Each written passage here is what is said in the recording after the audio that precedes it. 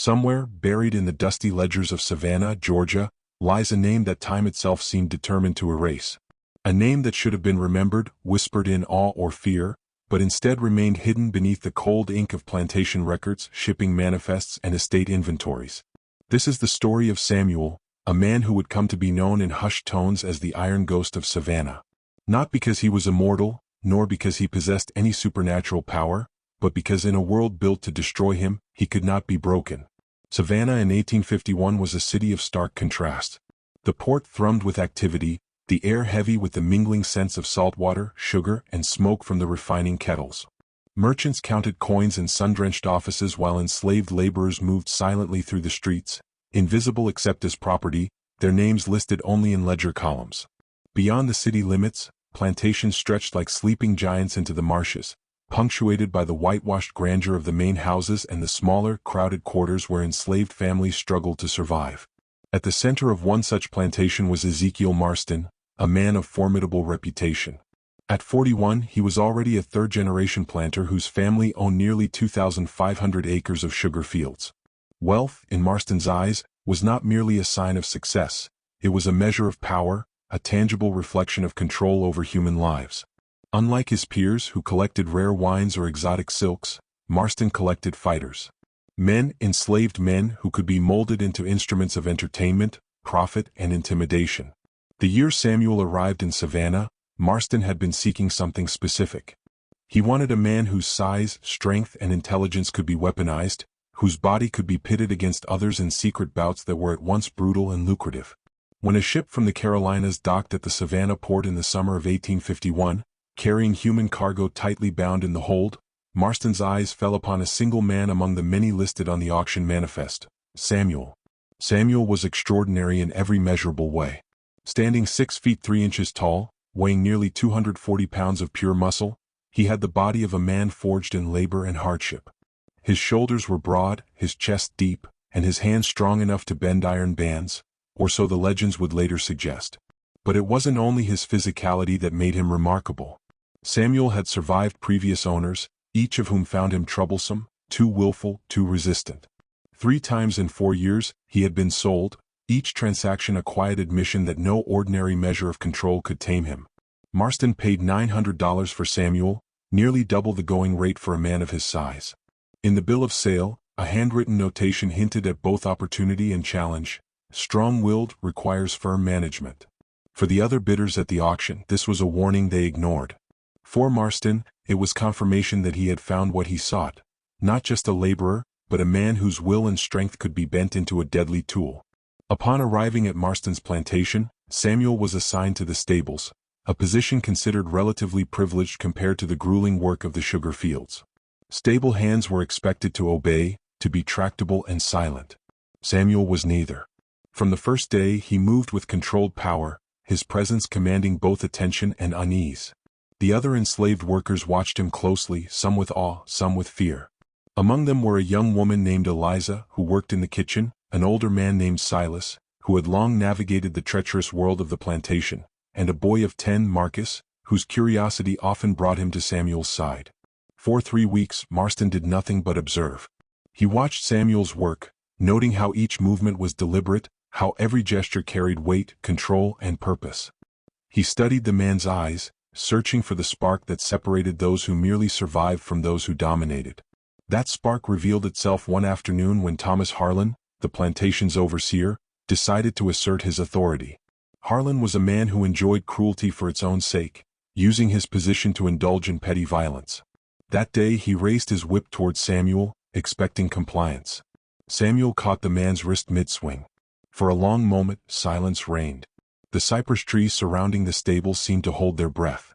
Every worker, every overseer waited.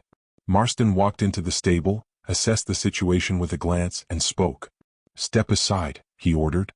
Harlan protested, sputtering, insisting that discipline must be maintained.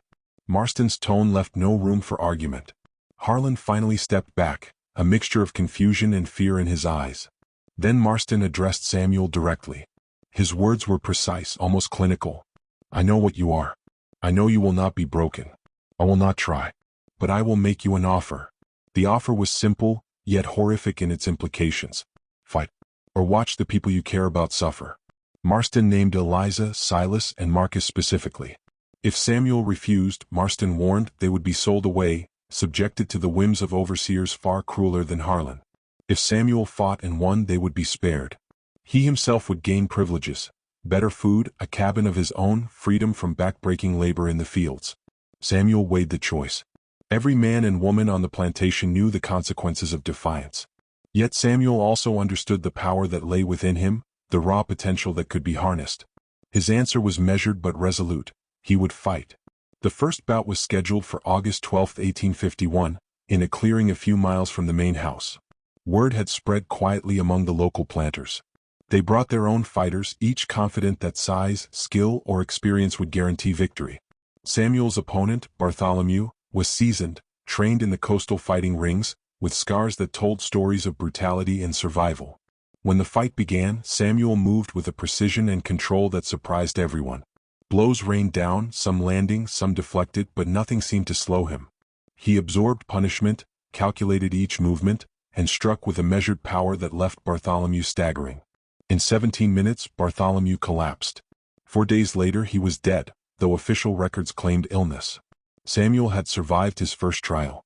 Marston collected the winnings with satisfaction, unaware that he had glimpsed only the beginning of something far greater than he had imagined. Samuel had not merely survived, he had endured. And in the shadows of that clearing, among whispers of awe and fear, a legend began. It would take 18 months and dozens of fights for the plantation and the surrounding region to understand what had been set in motion. Samuel was no ordinary man. He was a force of will, a being who could not be broken, a man whose name should have been remembered but for decades was not. And so begins the story of the Iron Ghost of Savannah, a man who would face death, wield it, and survive it in ways that those who sought to control him could never predict. The morning sun filtered through the heavy humidity of Savannah, laying the plantation in a haze of gold and green. Samuel's first steps into the stables were hesitant but measured. The smell of hay, sweat, and horses filled the air, mingling with the distant rhythm of work in the sugar fields. It was a world of routine and quiet violence, where every gesture and movement was a test of endurance and observation. Here, Samuel would learn not only how to survive, but also how to watch, to calculate, to understand the invisible hierarchies that governed the lives of the enslaved and the enslavers alike. The stables were home to a handful of men and women whose bodies bore the marks of relentless labor and despair. Among them was Eliza, a woman in her late 20s, whose hands were rough but whose smile had the warmth of sunlight breaking through cypress shadows. She moved quickly, offering small gestures, a cloth to wipe a sweat-streaked brow, a quiet word of reassurance. Samuel noted each one, understanding instinctively that kindness, even in small doses, could be a currency as valuable as strength. Then there was Silas, older and slower, with hair the color of silvered ash and eyes that had seen the cruelty of generations. He watched Samuel closely, not with suspicion, but with a sort of cautious approval. "You've got spirit, boy," Silas murmured one morning as Samuel adjusted a saddle. "Keep your head low but your mind sharp. Folks like us, we gotta know who we are before anyone else does." Samuel nodded, absorbing the advice like a lesson in survival disguised as a casual observation. Marcus, barely 10, followed Samuel everywhere he could. The boy's curiosity and energy were infectious, reminding Samuel of the fragile threads of family and connection that still survived in this place. Marcus asked questions, sought guidance, and Samuel found himself assuming a role he had never anticipated: protector. In the stables, amidst the clatter of hooves and the smell of tack, Samuel was not yet a fighter. He was a student of observation, a man quietly learning the rhythms and dangers of a world designed to strip away humanity. Marston, from his vantage points in the grand house and from behind the curtains of the stables, watched intently. Every movement, every gesture, every flicker of expression was recorded in his mind. For 3 weeks, Samuel labored under observation, the planter cataloging not only his physicality but the qualities that could not be measured by muscle alone: patience, endurance, focus. Samuel lifted saddles, fed the horses, cleaned stalls, all tasks performed with meticulous precision. But Marston was watching something beyond the physical. He was studying willpower. The first serious test came unexpectedly. Harlan, the overseer, notorious for petty cruelty, decided to assert his authority once more.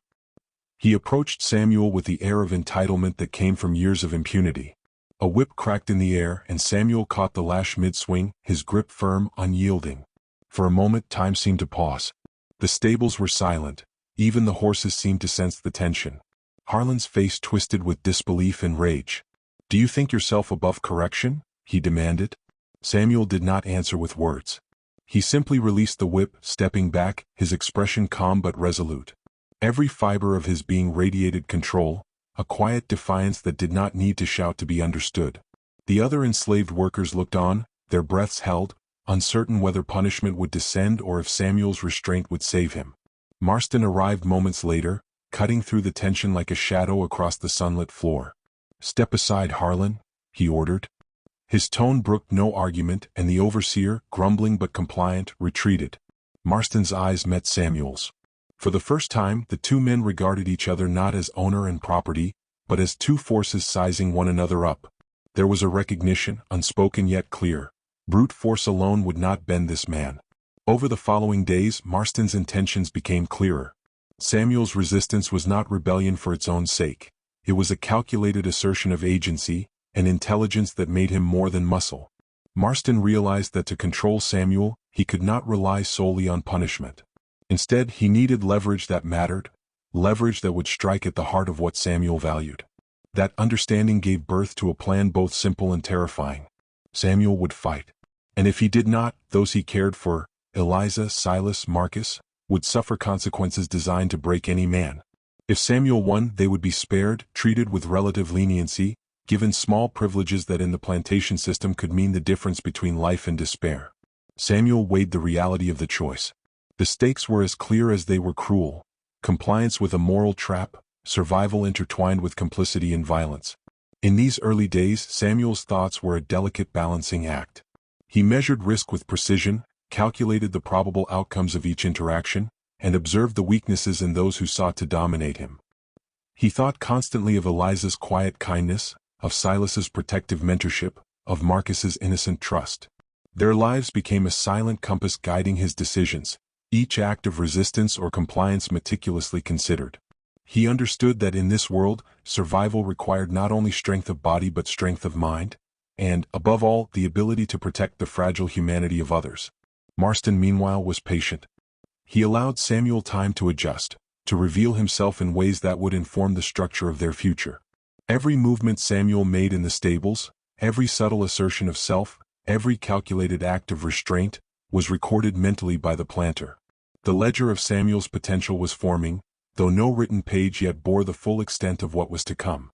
By the third week, the dynamic had shifted subtly but undeniably. Samuel was no longer simply a new arrival.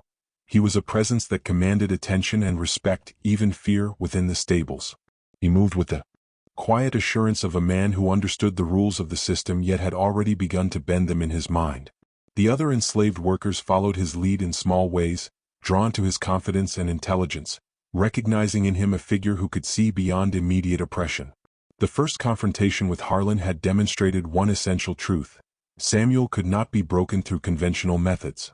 Marston realized that he would have to offer Samuel something both terrifying and compelling, something that leveraged the very bonds Samuel had quietly formed within the plantation. He needed Samuel to fight. Not for glory, not for himself, but to protect those who mattered to him. In the twisted calculus of the plantation, this was a cruel form of negotiation, compliance through moral leverage rather than physical dominance. As Samuel labored under the morning sun, adjusting saddles, feeding the horses, and speaking quietly to Marcus about how to guide the foals through the stalls, he understood the unspoken rules. He was a weapon, and every choice he made would determine the survival of those he cared about. In his mind, he was already calculating, already planning, already preparing for a life in which every day could demand acts of violence for the sake of protection. Yet despite the looming horrors, Samuel found moments of human connection. Eliza's small kindnesses, Silas's guidance, and Marcus's unwavering curiosity reminded him that even within the chains of the plantation, humanity endured. These bonds became a source of quiet strength, a reminder that the system could impose terror, but it could not fully extinguish compassion or strategy. By the end of the month, the stage was set. Samuel had integrated into the stables, observed, learned, and silently resisted. Marston had studied him, catalogued his potential, and devised the plan that would transform both their lives. The first fight. Samuel understood that he was no longer simply surviving. He was preparing for a role that would force him to navigate moral compromise, deadly physical combat, and the complexities of human loyalty in a world designed to crush both spirit and body. The Iron Ghost's legend had not yet begun, but the first shadows were forming, subtle and inexorable, marking the path of a man who would not be broken. The clearing was quiet at first, too quiet, save for the occasional chirp of insects and the distant hum of the swamp. Torches had been driven into the ground at irregular intervals, their flickering flames casting long, dancing shadows across the uneven terrain. It was a space cleared of underbrush, surrounded by twisted cypress and oaks draped in Spanish moss. The air hung heavy with humidity and anticipation. Wealthy planters had arrived, their carriages forming a semicircle around the makeshift ring. Some laughed nervously, others spoke in low, confident tones about the fighters they had brought, each certain of victory. Samuel stood at the edge of the clearing, his hands bound with coarse rope, not out of necessity, but as a measure for the comfort of the overseers. They believed the bindings controlled him. They did not. His eyes swept the ring, taking in every contour, every shadow, every potential advantage. He was not merely a man entering a fight. He was a man surveying a battlefield, calculating risks, analyzing the strengths and weaknesses of his first opponent, Bartholomew. Bartholomew belonged to Etienne Roussel, a planter known for showing off his prized fighters. The man had fought in the coastal rings of Charleston and Savannah, surviving bouts that left others broken or dead. His scars were a map of past violence, each one a testament to skill, survival, and brutality. The planters whispered among themselves, eager to see Samuel humbled, confident that size alone could not outmatch experience. The rules were simple: fight until one man could not continue. Survival was the prize. Anything less was a failure with deadly consequences. To Samuel, however, the rules had another dimension. He would not fight for pride or for wagers, or for the amusement of men who had bought and sold him as property. He would fight to protect the lives of Eliza, Silas, and Marcus. Each punch, each block, each movement carried that burden. The fight began as the sun dipped below the horizon, painting the sky in shades of blood and fire. Bartholomew lunged first, feinting to the left before delivering a sharp strike aimed at Samuel's ribs. Samuel shifted, feeling the wind of the blow graze his side, and countered with controlled force, striking Bartholomew's shoulder to unbalance him. The older man stumbled slightly but recovered quickly, a testament to his skill. Every strike Samuel threw was deliberate, each step calculated. He observed Bartholomew's breathing, the rhythm of his movements, the subtle weight shifts that betrayed openings. The fight was not just physical, it was mental. Samuel's mind raced, balancing the need to protect himself with the imperative to survive, to ensure that failing meant nothing for those he cared about. He remembered Silas's words, "Keep your mind sharp. Know who you are." Bartholomew landed a blow to Samuel's jaw, sharp and precise. Pain shot through his head, but Samuel did not falter. He absorbed it, letting the sting remind him of the stakes without breaking his focus. Then, a quick movement to the left, a downward strike to Bartholomew's thigh, aimed to destabilize rather than to maim, at least at first. Samuel's hands were instruments of precision, not merely strength. Each blow was a message, each parry a statement of intent. The crowd shifted as the fight continued, murmurs growing into excitement. The planters who had doubted him began to lean forward, eyes wide, some squinting against the flickering torchlight to follow his movements. Samuel's strength was extraordinary, but it was the combination of strength, intelligence, and calm control that unnerved them. This was no frenzied brute. This was a man who moved with the awareness of a predator and the restraint of a strategist. By the 12th minute, both fighters were bruised and bleeding. Bartholomew's face bore fresh cuts, his breathing ragged, but he had survived battles like this before. Samuel, though blood ran from a split above his eye, showed no signs of fatigue beyond what his body naturally endured. Inside he calculated. One wrong step, one misread movement, and he could be dead. Yet he fought with purpose, with moral clarity. Every strike carried the weight of choice, to harm, to survive, to protect. Then came the moment, the opening Samuel had been waiting for. Bartholomew lunged aggressively, overextending in his effort to claim victory. Samuel shifted, sidestepping and delivering a precise strike to the temple. The older fighter's legs buckled, his body collapsing into the dirt. The sound of impact echoed in the clearing, and for a brief instant even the crickets ceased. Bartholomew did not rise. Samuel stood over him, chest heaving, arms trembling with exertion and the emotional cost of killing a man, even in self-preservation. The plantation doctor, summoned to the site, confirmed what everyone had already feared: Bartholomew was dead. Officially, the cause would later be recorded as complications from injuries, but Samuel knew the truth, and so did Marston. Samuel had survived, yes, but he had also enacted a controlled violence that marked him as different, extraordinary. Not merely strong, not merely skilled, but intelligent in a way that transcended ordinary combat. Marston approached, ledger in hand, counting the winnings, nearly $200 collected from the various planters present. He examined Samuel closely, noting the calm in his eyes, the precision of his movements, the way he had controlled every strike with purpose. It was more than victory, it was mastery. For the first time, Marston sensed a strange unease. He had wanted an undefeated fighter, but Samuel's skill was different, something beyond the simple mechanics of survival and strength. The other enslaved workers who had been forced to watch the bout returned with Samuel to the plantation. Eliza and Silas regarded him with cautious awe, recognizing not only the physical victory but the intelligence, the deliberate control, and the emotional restraint Samuel had shown. Marcus, wide-eyed and silently absorbing every detail, had glimpsed what his protector was capable of. Samuel allowed himself a rare moment of relief, knowing that their lives were, for now, secure. But the fight had a cost. Samuel's body ached with bruises, his face swollen, his ribs tender. Even more, his mind carried the weight of the violence he had committed. Killing a man, even in self-defense or to protect others, left a residue. He recognized it, cataloged it, and resolved to carry it with discipline. Every fight would demand more than physical effort. It would demand moral calculation, strategic restraint, and constant vigilance. That night, as Samuel washed blood and sweat from his body in the small basin behind the stables, he considered the implications. He understood the system now: compliance extracted through threat, survival tethered to violence, protection of loved ones leveraged as bargaining power. He also understood his own role in it: not merely a fighter but a strategist, a guardian, a man whose will and intelligence could shape the lives of those around him. In the quiet darkness, Samuel allowed himself a moment of reflection. Eliza's smile, Silas's wisdom, Marcus's trust. These were threads of humanity that would guide him through what was to come. Each fight would demand a piece of his soul, a measure of moral compromise, but he would endure. He would survive. And through it all, he would protect the fragile human connections that made life worth living even in chains. The legend had begun. Not with fanfare or ceremony, not with the cheers of the planters, but with the quiet, calculated mastery of a man who understood the brutal logic of his world, and had begun to bend it to his will. Samuel had not only survived his first fight, he had demonstrated something far more terrifying and powerful: control over himself, over his actions, and over the perception of those who sought to dominate him.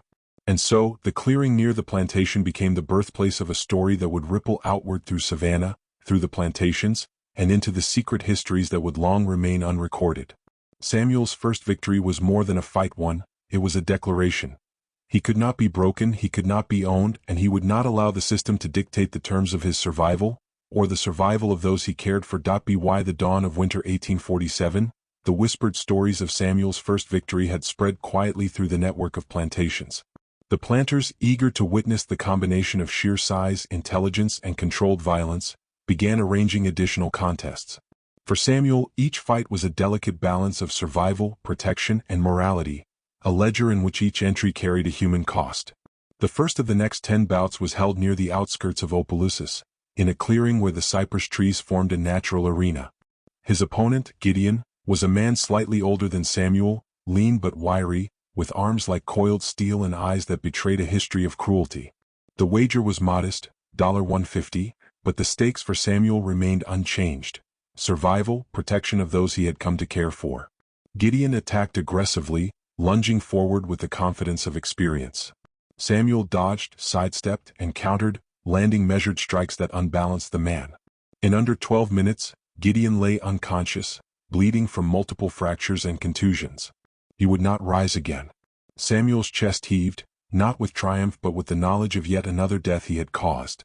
The second fight took place near a flooded sugar field 3 miles from the plantation. Opponent: Rufus, a brute of nearly equal size, whose reputation was built on intimidating smaller fighters through sheer aggression. Samuel adapted, observing Rufus's tendencies, predictable patterns, delayed reactions to feints, and dispatched him swiftly. Rufus survived. The encounter, but his injuries were so severe that he could no longer work in the fields. Samuel noted the toll this exacted on the man's body and mind. Each victory weighed heavier than the gold it produced. Fight 3. A night match near a moss-draped bayou. The opponent, Simon, was an older, scarred fighter, experienced in coastal rings. The wager this time reached $200, escalating the interest among the planters. Samuel moved with uncanny precision, anticipating Simon's feints, striking with deliberate force, and ending the fight with a single decisive blow to the temple. Simon died within hours. Fight 4 unfolded in a clearing by a crumbling levee. Opponent, Matthias, a fighter known for his ferocity. Samuel, aware of Matthias's overconfidence, used the man's aggression against him, allowing a flurry of strikes to expose openings, and then ended the contest with a strike that broke ribs and shattered a leg. Matthias survived but would never walk unassisted again. The fifth fight, held on a plantation near Eunice, had a wager of $300, the highest yet. Samuel's opponent, Abel, was rumored to have survived 6 previous fights. The battle was long and punishing. Samuel absorbed blows that would have felled most men, adapting in real time to Abel's movements. When it ended, Abel lay dead beneath the torchlight, his blood soaking the dry earth, and Samuel's mind catalogued the act with precise, controlled detachment. Fight 6 brought Samuel into a ring near a dense grove of live oaks. Opponent, Tobias, younger and reckless, whose only strategy was brute force. Samuel controlled the fight with ease, breaking his opponent's arms and kneecaps to prevent future resistance. Tobias survived, but the cost was permanent. His owner would sell him at a fraction of his prior value. Samuel felt a faint sorrow at the thought of a life irreparably damaged, though it was not his hand that dictated Tobias's fate, only the system. Fight 7 near a swampy creek introduced Bartholomew's cousin Elias. He had trained under the same rings that had produced Samuel's first opponent. The fight was brief but vicious, ending with Elias's death. The planters cheered, the wagers paid, yet Samuel's heart sank at the repeated pattern. Each body was a testament to the grotesque spectacle forced upon him. Fight 8, a clandestine clearing deep in the marshes. Opponent, Cain, a man feared across 3 parishes. Samuel learned that Cain's strength lay in endurance, his fighting style a slow, punishing grind. The fight lasted nearly 25 minutes. Samuel used careful strikes and feints to wear him down, culminating in a decisive blow to the chest that rendered Cain lifeless. Samuel did not celebrate. Each fight drew the line between survival and murder, between the logic of protection and the horror of killing. Fight 9, near a small abandoned sugar mill. Opponent, Reuben, a veteran of 7 previous fights. Samuel analyzed him, noting the subtle cues Reuben made before each attack. In a decisive flurry, Samuel ended the fight quickly, Reuben surviving only to carry lifelong injuries. Samuel's mind catalogued patterns in these men, their weaknesses, their strategies, and the hubris of their owners who treated them as expendable commodities. Fight 10. At dusk in a clearing near the bayou, his opponent, Phineas, was a brawler known for street fighting in New Orleans before being sold into bondage. Samuel's patience paid off. He used feints and counters to exploit Phineas's aggression, ending the fight in minutes. Phineas survived but was permanently maimed.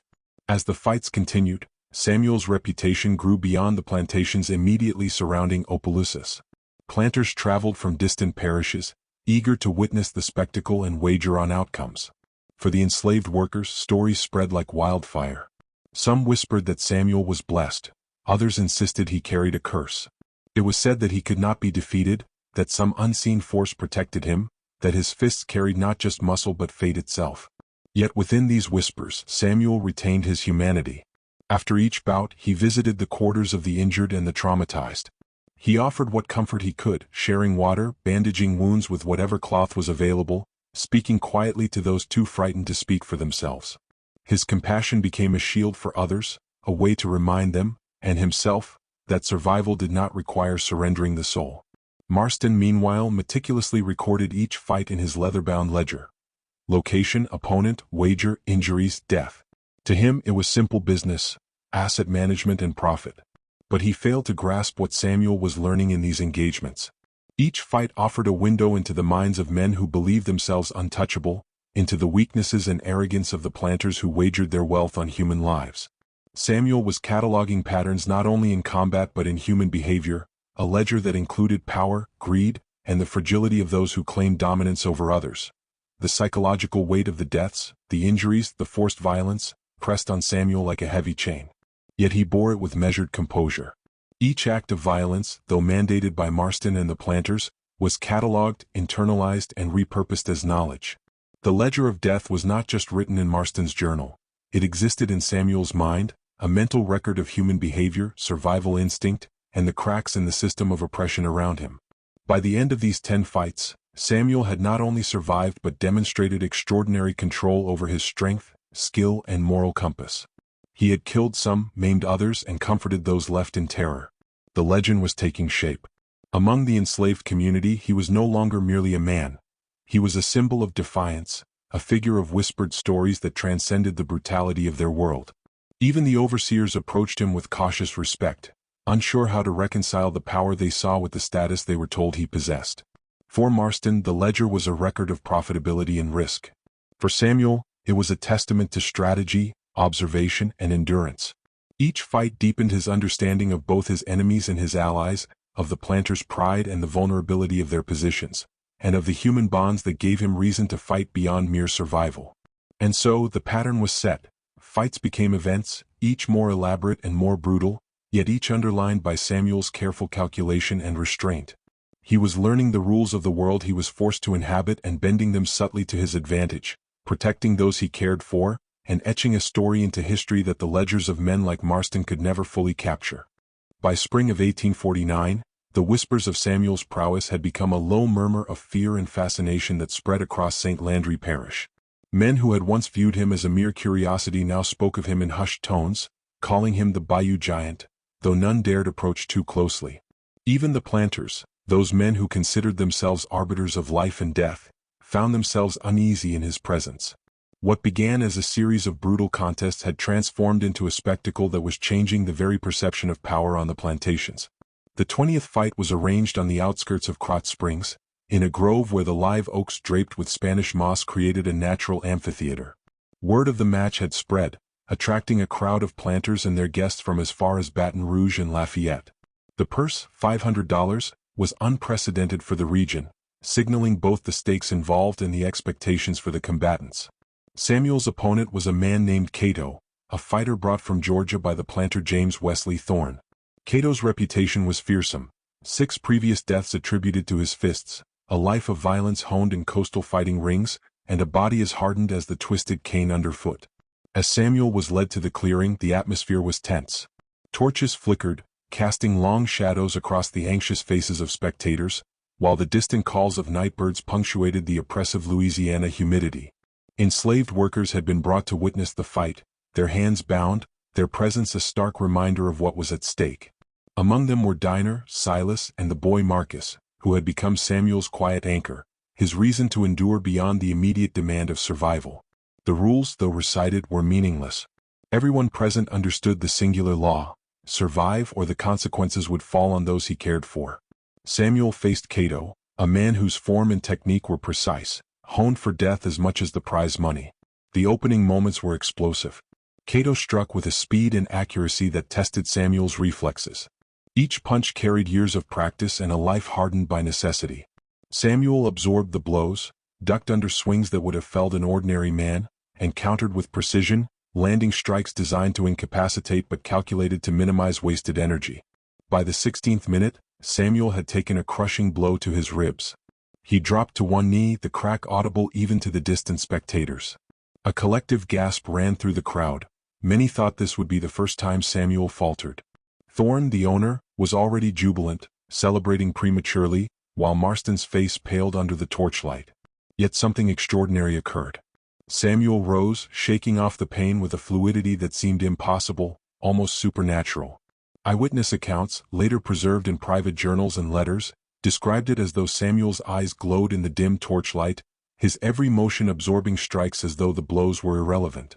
Each counterattack was precise, devastating, and deliberate. Cato's strength, honed through years of sanctioned violence, was no match for Samuel's controlled fury. One final blow, a devastating strike to Cato's temple, ended the fight instantly. Cato collapsed, lifeless before his body hit the earth, and the grove fell into a stunned silence. Even the natural sounds of the Louisiana night seemed to pause in deference to the spectacle. Marston collected his winnings, the money heavy in his hands, yet his thoughts were unsettled. He had orchestrated countless bouts, managed every detail meticulously, and yet he had never witnessed anything like this. He had expected strength, skill, endurance, but what he saw was beyond calculation. Samuel had turned the fight into something more than survival. He had turned it into an assertion of will, an exhibition of power that transcended human expectation. For Samuel, the fight was a revelation. He understood, in a new and profound way, the leverage he held, not just over those who wielded whips or coins, but over the men who considered themselves untouchable.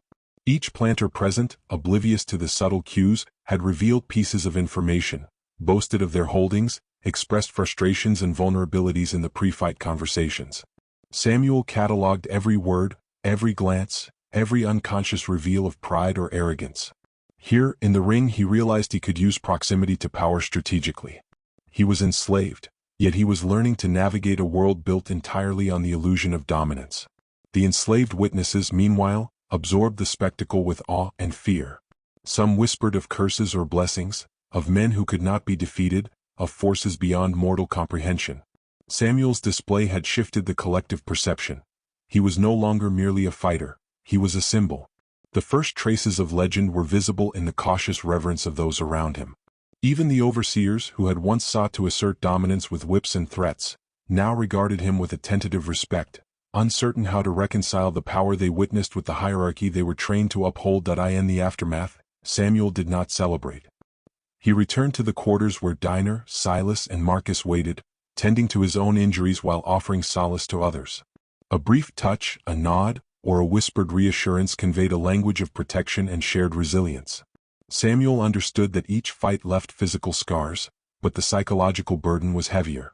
Each act of controlled violence was catalogued, a ledger of human frailty and endurance written not in ink but in experience. Marston, observing from the carriage, noted the growing unease among the spectators.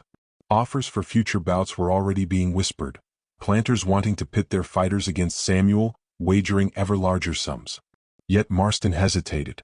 He recognized for the first time that the spectacle he had created had momentum beyond his control. Samuel's endurance, skill, and the almost supernatural aura had begun to shift the balance of fear and respect. To control Samuel through force alone would be impossible. The man had become both instrument and observer, fighter and strategist, body and mind entwined in a way that defied Marston's understanding. Samuel, meanwhile, contemplated the cost of the spectacle. He had killed, injured, and terrified men, yet he had also preserved the lives of those he cared for. He was learning not just to survive, but to navigate the currents of power that ran through the plantations. Each interaction with planters, overseers, and witnesses became data. Each fight, a lesson in human psychology. He began to recognize patterns, which men could be influenced, which were arrogant enough to be manipulated, and which were too cautious to reveal weakness. That night, as the torches dimmed and the crowd dispersed into the darkened paths leading to distant plantations, Samuel sat quietly by the bayou. The waters reflected the silver of the moon, the moss hanging like spectral curtains from the live oaks. He considered the path ahead. Fights would continue, wagers would increase, and more lives, both enslaved and oppressor, would be touched by the violence orchestrated by men like Marston. Yet he had begun to understand that this ledger of human struggle, this ledger of death and survival, could be used to protect, to teach, and to assert control in subtle, unforeseen ways. By the time the first light of dawn broke through the moss-laden canopy, Samuel had charted the next steps in his mind. Each fight was no longer merely a contest of fists. It was a lesson, a message, and a strategy. And the legend of the Bayou Giant was only just beginning. By late 1849, Samuel had become more than a fighter. He had become a presence that reshaped the energy of every plantation gathering he attended. The fights were no longer isolated events. They had become conduits of information. The planters, oblivious to the depth of his awareness, spoke freely in Samuel's proximity, as though their belief in his status as enslaved automatically rendered him powerless. They were wrong. On evenings when the fights were delayed or scheduled elsewhere, Samuel would sit quietly at the edge of the gatherings, ostensibly observing, ostensibly waiting. Torches flickered against the polished wood of Marston's carriage, casting long, wavering shadows across the faces of men whose wealth rivaled the states themselves. Samuel's attention, however, was not on the dancing flames but on the subtle cues of conversation. A furrowed brow, a hand nervously brushing over gold coins, the quick glance toward a rival as if to gauge reaction. Each micro-expression, each fragment of overheard speech, became a note in an internal ledger far more valuable than any purse. He heard arguments about sugar yields, disputes over land boundaries, and whispered grudges carried across parish lines. One planter complained of a shipment of enslaved laborers from Mississippi that had arrived ill-prepared and unfit for duty, oblivious that Samuel cataloged every weakness of every individual he was allowed to see. Another bragged about his new overseer, claiming the man could break any stubborn Negro in a week. Samuel's mind recorded this, piecing together patterns of cruelty, ambition, and insecurity. These conversations, he realized, were not idle chatter. They were maps of influence, routes to understanding how power truly flowed among men who believed themselves invincible. Amidst this, Samuel's relationships with Eliza, Silas, and Marcus deepened. Their small acts of kindness had once been the faintest anchor in a storm of brutality. Now they were the core of his resolve. Eliza, working tirelessly in the kitchens, had a quiet strength that mirrored his own, a patience forged from years of resisting domination in subtle ways. Silas, older and wiser, had taught Samuel how to navigate the plantation, which paths to avoid, how to read the behavior of overseers without drawing suspicion.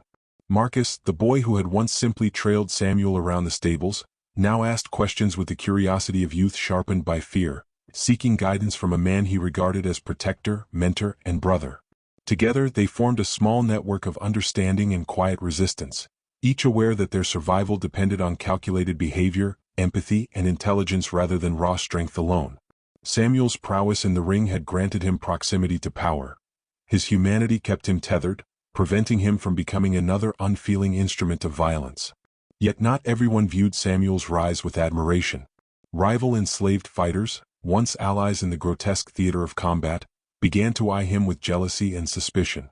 Men like Bartholomew, who had survived their initial fights, whispered in corners, resentful of Samuel's growing reputation and the privileges he now enjoyed.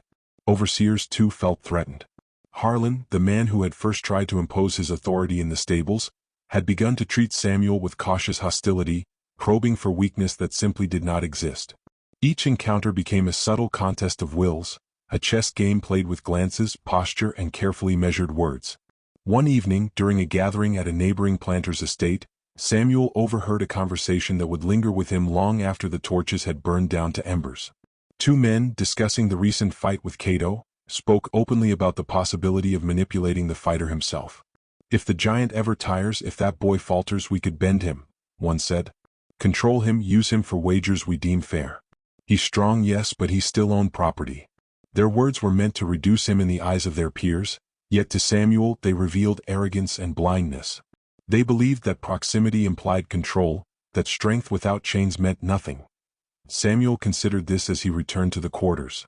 Dinah's soft smile greeted him, Silas handed him a warm cup of tea, and Marcus recounted his day in clipped whispers.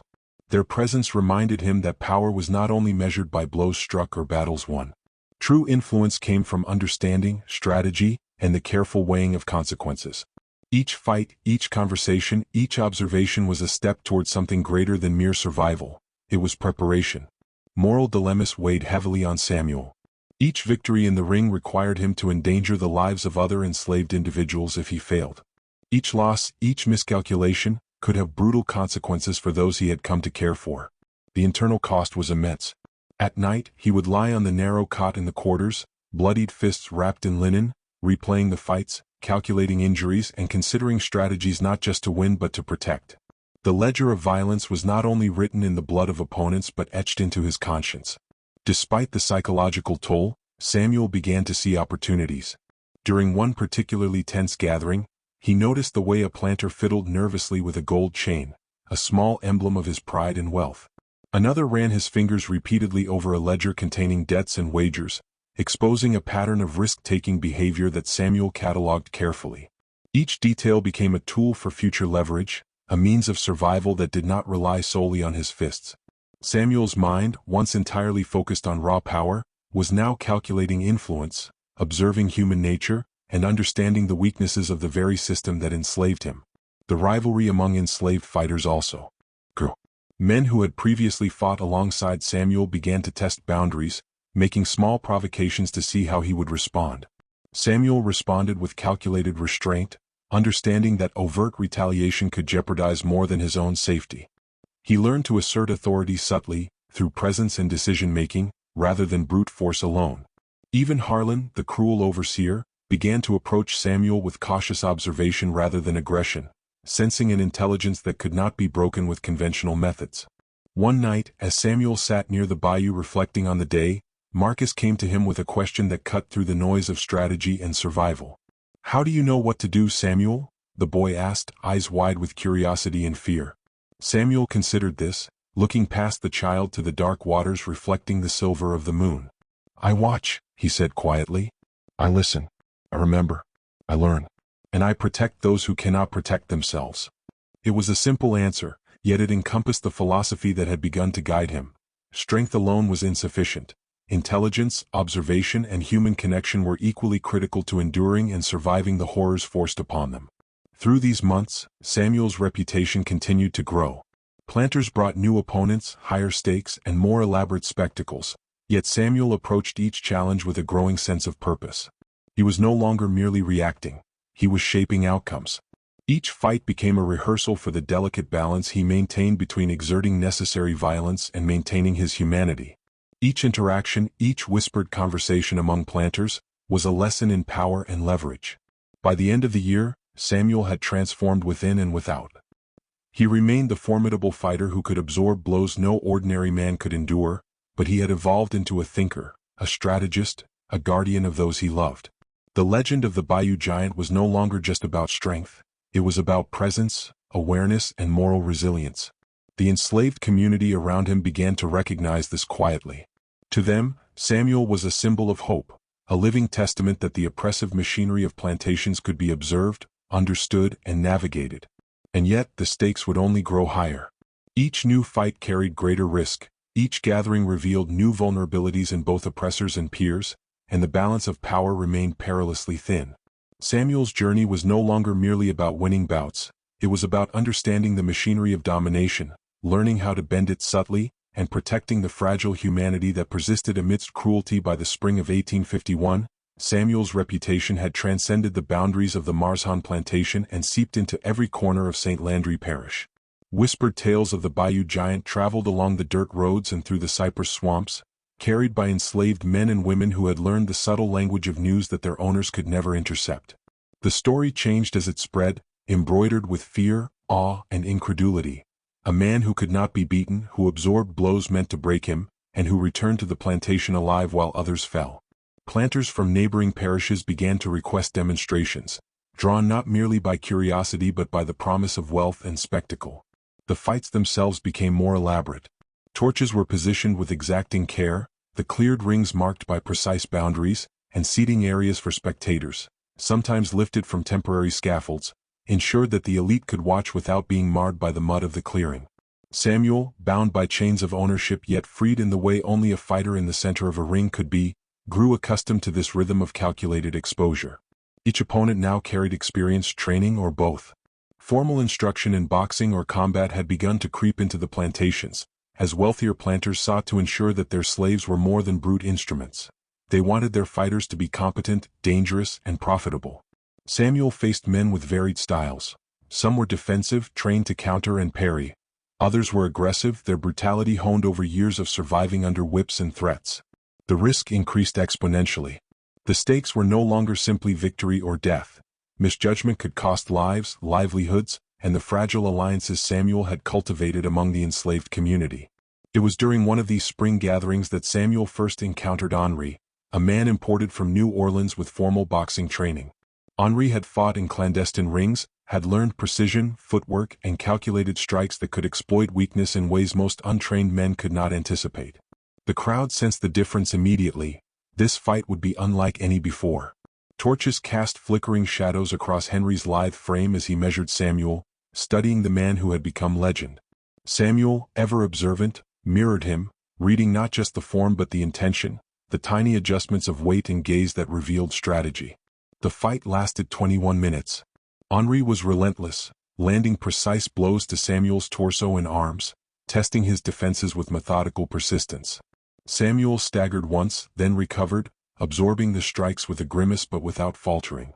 Each swing, each jab, became a lesson in endurance and anticipation. As Henry's arms began to tire, Samuel's movements sharpened, his timing becoming almost preternatural. When he finally struck a decisive blow to Henry's jaw, the sound reverberated through the clearing. Henri fell, breathing but unconscious, his pride shattered, his body broken in ways the planters would exaggerate and romanticize in their retellings. The spectators, both white and enslaved, reacted in a mixture of awe and fear. Some planters whispered about Samuel's unnatural ability. Others questioned whether a man could truly absorb so much punishment without faltering. Among the enslaved workers, the effect was more subtle but no less potent. Samuel had become more than a fighter. He had become a symbol, a living example that resistance, however constrained, was possible. Children in the quarters would imitate his stance. Men would speak in hushed tones about his methodical patience. But the awe was intertwined with fear. Samuel's skill suggested power beyond the comprehension of those around him, even those who respected him. This escalating reputation created tensions that Samuel had to navigate with precision. Some enslaved fighters, resentful of his fame, attempted to provoke him in private, testing whether his patience could be broken. Others tried to curry favor with the planters, hoping to secure their own positions or privileges. Samuel responded with a mixture of restraint and quiet authority. He understood the dangers of alienating his peers while simultaneously maintaining the delicate balance with the planters. One wrong move could trigger violence, suspicion, or punishment. His growing awareness of these dynamics became a strategic tool, enabling him to navigate an ever more dangerous social landscape. During evenings between fights, Samuel observed the planters more closely than ever. Gathered around improvised tables, they boasted of their fighters, exchanged wagers, and occasionally revealed personal information they would never speak aloud in the presence of peers outside the cleared ring. Samuel cataloged it all.